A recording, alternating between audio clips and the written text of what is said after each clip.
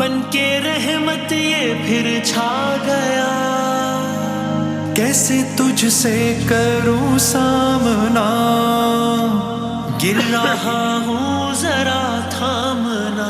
بسم اللہ الرحمن الرحیم۔ رب اشرح لی صدری ویسر لی امری واحلل عقدۃ من لسانی یفقہوا قولی۔ تھوڑی سی میری آواز اگر بڑھا سکیں۔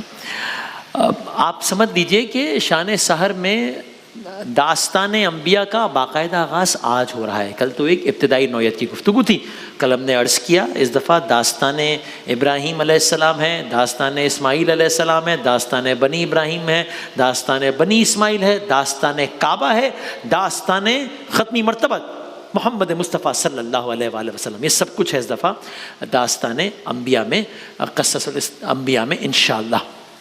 کل بات یہاں تک پہنچی تھی کہ یہ قصہ ہے ایک بادشاہ کا۔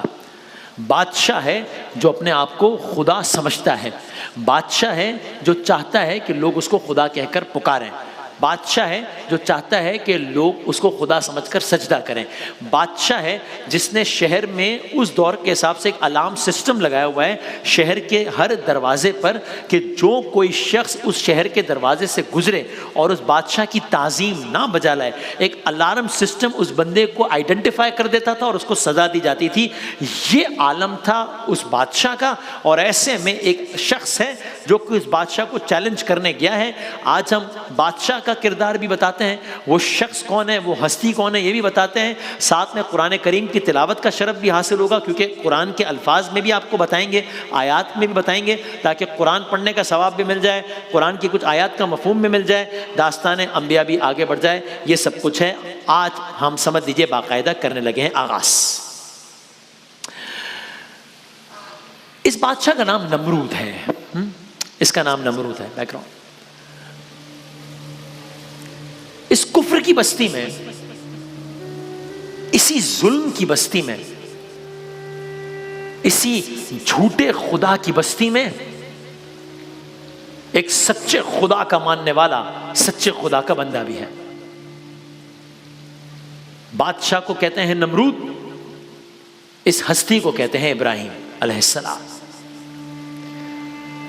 سو یہ ایک بستی ہے جہاں نمرود کی ہر ممکن کوشش ہے کہ کسی طرح اپنی خدائی کو اسٹیبلش کرے، اور یہی ایک بستی ہے جہاں یہ نوجوان جس کا نام ابراہیم ہے علیہ السلام طرح طرح کے طریقوں سے لوگوں کو سوچنے پر مجبور کرتے ہیں کہ یہ تمہارے خدا نہیں ہے، یہ بھی تمہارا خدا نہیں، اور جن کو پوچھ رہے ہو یہ بھی تمہارے خدا نہیں ہے۔ یہ میں نے کہہ دیا، آپ نے سن لیا، but it is not that simple۔ ایک طرف ایک اکیلے ابراہیم ہے، دوسری طرف ایک بڑی سلطنت اور سلطنت کا شہنشاہ نمرود ہے، اس کا یہ بڑا دربار ہے، عالی شان دربار ہے۔ ظاہر خیالی تصاویر ہیں اس منظر میں لے جانے کے لیے۔ آپ سوچے تو صحیح کیا عالم ہوگا وہ، مطلب بھائی جس کا ملک ہے، جس کا شہر ہے، جس کی بظاہر جھوٹی خدائی ہے، اس نے اپنے دربار کا کیا عالم رکھا ہوگا۔ تو جب وہ دربار میں بیٹھا ہے تو پھر لوگ سامنے سجدہ ریز ہیں، لوگ کھڑے ہیں۔ ایسے آدمی کو ایک ہستی چیلنج کرنے جا رہی ہے۔ تو ذہن میں رکھیے کچھ اس طرح کا منظر، اور اب سوچئے یہاں سے داستان کا آغاز۔ سٹیپ 1 سنیے، نمرود کا عالم سن لیا نا کیا کر رہا ہے۔ اب ابراہیم علیہ السلام کی اسٹریٹجی سنیے، نمرود کا مائنڈ سیٹ ورسس ابراہیم علیہ السلام کی اسٹریٹجی، اور وہ بھی قرآن کریم کے الفاظ میں سنیے کہ ابراہیم علیہ السلام کا کیا مکالمہ ہوا وہاں کی عوام سے۔ ابراہیم علیہ السلام نے کس طریقے سے ایک اکیلے ہو کر پوری سوسائٹی کو چیلنج کیا۔ داستان ابراہیم قرآن کے الفاظ ہیں۔ فرمایا کیا فرمایا؟ اب یہاں سے اس واقعے میں ذرا کچھ قرآنی حوالے لاتے ہیں، ٹھیک ہے، تاکہ جس طرح میں نے کہا تلاوت قرآن، قرآن کا ترجمہ، اور ویسے بھی ان آیات کو موقع ملے تو آپ دیکھیے گا، لطف آئے گا۔ یہ سورہ انبیاء کی متعلقہ آیات ہیں، ٹھیک ہے جی، سورہ انبیاء کی آیات ہیں، اور میں ان کا ترجمہ مفہوم آپ کی خدمت میں پیش کر رہا ہوں۔ 51 سے آگے ہے۔ سو جب ابراہیم، اب میں قرآن کی آیت پیش کر رہا ہوں، ترجمہ مفہوم۔ سو جب ابراہیم علیہ السلام ان سے پوچھتے تھے، ڈائلاگ قرآن کے الفاظ میں، جب ابراہیم علیہ السلام ان سے پوچھتے تھے کہ بھائی یہ سب کیا ہے، بتوں کی پوجا وغیرہ، تو ان کا جواب کیا ہوتا تھا؟ قرآن کی آیت کا ترجمہ سنیے، جواب: ہم نے اپنے باپ کو، ہم نے اپنے دادا کو، ہم نے اپنے آبا و اجداد کو، ہم نے تو اپنے باپ دادوں کو انہی کی عبادت کرتے پایا ہے۔ آپ نے کہا، جواب ابراہیم علیہ السلام کا، پھر تو تم اور تمہارے باپ دادا سب یقیناً کھلی گمراہی میں مبتلا رہے ہو۔ ابراہیم علیہ السلام نے سوسائٹی کو چیلنج کیا ان الفاظ میں۔ ایک کہنا آسان ہے، کرنا آسان نہیں ہے۔ ابراہیم علیہ السلام نے اتنا ناقابل یقین کام کیا ہے، اتنا ناقابل یقین کام کیا ہے کہ جب یہ ڈائلاگ ہوا ہے، جب ابراہیم علیہ السلام نے کہا ہے، تو آپ جانتے کفار کا پہلا رسپانس کیا تھا؟ کفار کا پہلا رد عمل کیا تھا؟ ان لوگوں کا پہلا ریاکشن کیا تھا؟ اگر میں عام الفاظ میں کہوں تو ان کا پہلا ریاکشن تھا: what are you serious? Seriously یہ ریاکشن تھا۔ میں عرض کر دیتا ہوں، قرآن کی آیت کا ایک اور ترجمہ پڑھتا ہوں جس سے پتہ لگے گا کہ واقعی یہ ریاکشن تھا۔ یہ میں نے صرف ایکسپریشن نہیں بتایا، آیت بتائی ہے۔ قرآن کی آیت سنیے۔ جب ابراہیم علیہ السلام نے کہا، قرآن کی آیت کہتی ہے: کیا آپ ہمارے پاس سچ مچ حق لائے ہیں یا یوں ہی مذاق کر رہے ہیں؟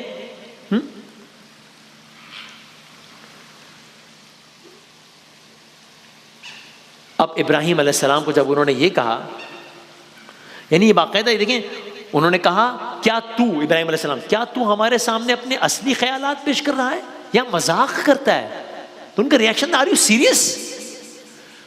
اب جب ابراہیم علیہ السلام کو یہ کہا تو اب سنیے ابراہیم علیہ السلام نے کن الفاظ میں جواب دیا، کن الفاظ میں اپنے پروردگار کا تعارف کرایا۔ ایک طرف جھوٹا خدا ہے، اب سنیے قرآن کریم کے الفاظ میں سچے خدا کے سچے بندے نے اپنے سچے خدا کا تعارف جھوٹے خدا کے ماننے والوں کے سامنے کس طرح کیا، جب انہوں نے کہا کہ کیا تم سچ کہتے ہو یا ہم سے مذاق کر رہے ہو؟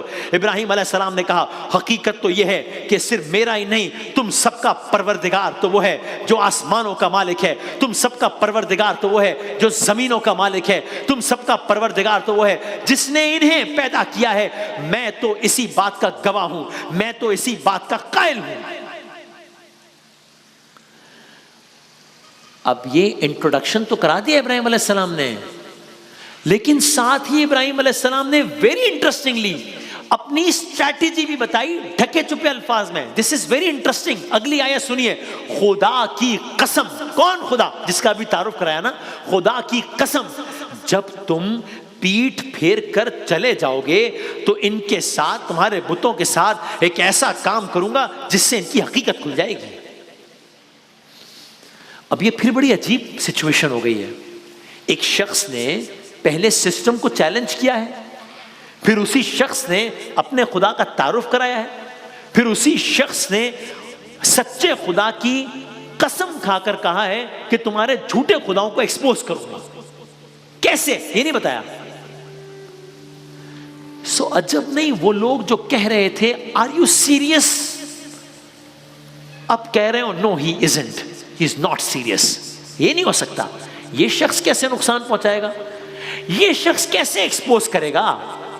یہ شخص اکیلا ہے، سامنے پورا سسٹم ہے، تو یہ کیسے کر سکتا ہے؟ ایک آدمی ہے، سامنے لاکھوں لوگ ہیں، نہیں کر سکتا یہ۔ خیر، دن گزرتے گئے، شبیں گزرتی گئیں، اور بالآخر ابراہیم علیہ السلام کا جو منصوبہ تھا وہ سامنے آ گیا۔ ابراہیم علیہ السلام نے ان کو بتا کر ان کو ایکسپوز کیا ہے کہ میں کروں گا کچھ ایسا کہ سارے ایکسپوز ہوں گے، پھر بھی وہ کچھ نہیں کر سکے، نہیں بچا سکے۔ وہ منصوبہ سامنے آ گیا۔ اس منصوبے کو عملی جامہ پہناتے ہوئے ابراہیم علیہ السلام نے پہلا کام کیا کیا؟ کلرز کریں گے۔ رمضان یوں آ گیا، بن کے رحمت یہ پھر چھا گیا، کیسے تجھ سے